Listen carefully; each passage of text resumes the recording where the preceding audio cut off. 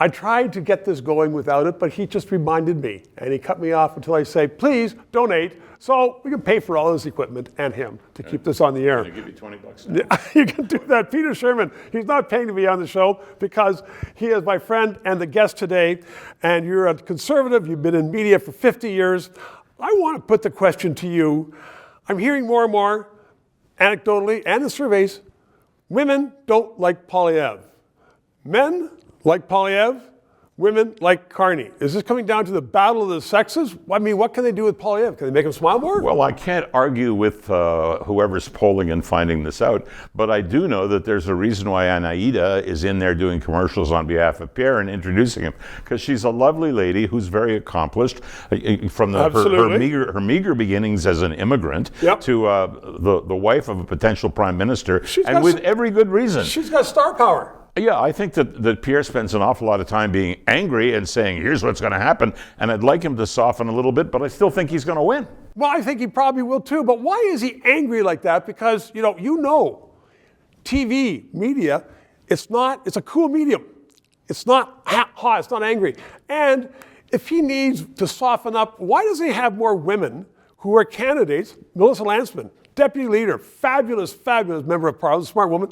Why isn't she at his side all the time? Why isn't there like a team of women with him? I can't say as I know, because if you have, for example, Melissa Lantsman in front of you, who's a great speaker and has got everything up in here, you could easily put her on, but you've got to sell the leader. You've got to sell the leader because what you're selling is the prime minister. The problem for Pierre, and he's tackling it, I think, well, is he has had to be angry for the past 2 years because, Stephen, wouldn't you be if you were facing Justin Trudeau across the aisle in the House of Commons? And no answers? And you're going to get no answers at all. Nonsense and poppycock that this guy strew in front of himself before walking. It's like rose petals at a wedding, only God knows what he threw and walked on.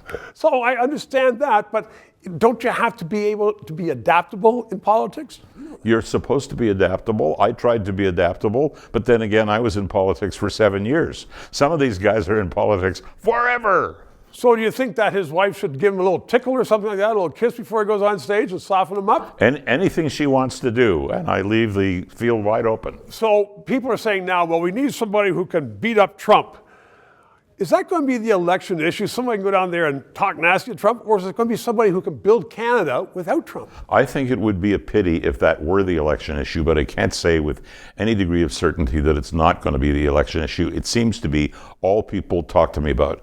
I also, Is that a failure as a country that we want to beat up the president of the United States? It's like for your whole life, people have said, describe a Canadian, and it's always been described as, well, we're not Americans. That's not a country. How dumb is that? That's incredibly dumb, but that's what we're doing. As far as going up against Trump, I'll take Poilievre any day. When people say he's been 20 years in Parliament and he's never done anything else before in his life, oh, like be a drama teacher? No, he has spent 20 years in Parliament. If anybody should know how to debate, how anybody or intimidate someone or work across the table until you arrive at an acceptable agreement, I would rather see Poilievre in front of Trump any day of the week. You're intimidating me. Peter Shurman, 3 minutes. Thank you very much. To those of you who have subscribed and donated, a heartfelt thank you. You're keeping us on the air.